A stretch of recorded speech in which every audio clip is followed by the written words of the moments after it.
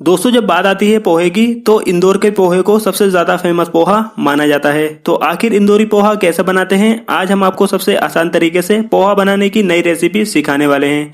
तो वीडियो पसंद आए तो इसे लाइक और शेयर जरूर करें। तो चलिए वीडियो को शुरू करते हैं। तो दोस्तों पोहा बनाने के लिए सबसे पहले हमने 1 कटोरी पोहा ले लिया है। अब हमें सबसे पहले करना क्या होगा, इस पोहे को अच्छी तरीके से धोना होगा। तो पोहे को धोने के लिए हमने एक छन्नी ले ली है और पानी की मदद से हम इस पोहे को धोएंगे। और दोस्तों इस जाली में से पानी खुद ब खुद नीचे निकल जाएगा। तो हम क्या करेंगे, इस पोहे को अच्छी तरीके से धोएंगे और इसके बाद इसका पानी निकाल देंगे। इसके साथ ही दोस्तों हमने एक कढ़ाई ले ली है और कढ़ाई को हमें थोड़ा सा गर्म करना है और इसमें थोड़े से हमें पीनट डालने हैं। तो यहाँ पर हमने लगभग आधी कटोरी पीनट यानी कि मूंगफली ली है।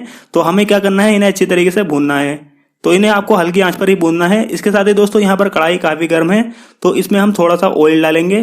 तो यहाँ पर हमने इसमें थोड़ा सा ऑयल डाल दिया है। अब कढ़ाई में जो ऑयल है थोड़ी देर में गर्म हो जाएगा। अब जैसे कि ये गर्म हो चुका है, इसके साथ ही हमने आधा चम्मच राई ली है।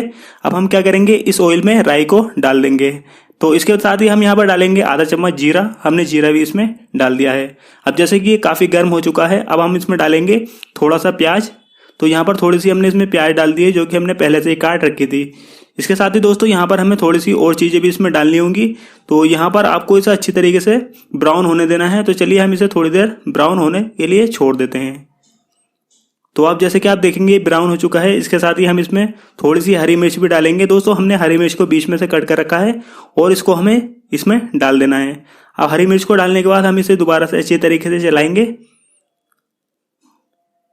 तो जैसे कि आप देखेंगे हम इसे थोड़ी हल्की आंच पर ही पका रहे हैं। इसके साथ ही दोस्तों यहाँ पर हम इसमें पीनट भी डाल देंगे जो कि अभी हमने फ्राई किए थे। तो हमें पीनट भी इसमें डाल देने हैं। अब हम इसे दोबारा से चलाएंगे। तो जैसे कि आप देखेंगे ऑयल काफ़ी था, लेकिन अब जो हमने इसमें मसाले वगैरह डाले हैं उसकी वजह से ये ऑयल बहुत कम हो चुका है। अब इसके साथ ही दोस्तों हम इसमें डालेंगे आधा चम्मच हल्दी पाउडर। तो यहाँ पर हमने आधा चम्मच हल्दी पाउडर डाल दिया है। इसके बाद हम इसे दोबारा से चलाएंगे। दोस्तों ये सभी काम आपको हल्की आंच पर ही करना है।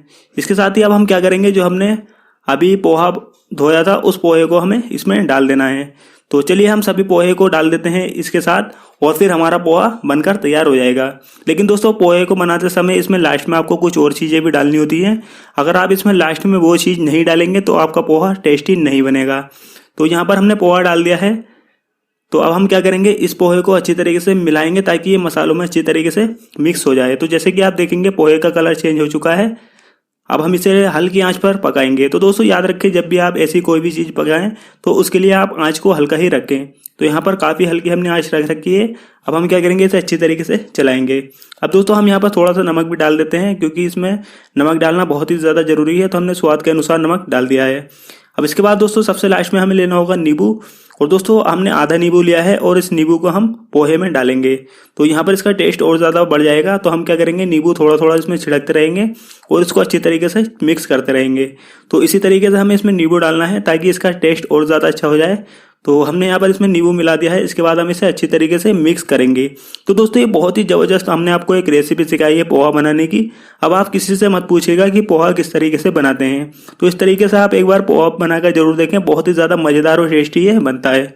तो हमारा पोहा बनकर तैयार है। अब आप इसे खा सकते हैं। एक बार दोस्तों आप इसे ट्राई जरूर करें और नीचे कमेंट करके जरूर बताएं आपको हमारी ये रेसिपी कैसी लगी। हम आने वाली वीडियो में आपके लिए और मज़ेदार टेस्टी रेसिपीज लेकर आने वाले हैं। तो आप हमारे चैनल को सब्सक्राइब जरूर करें। Thank you for watching.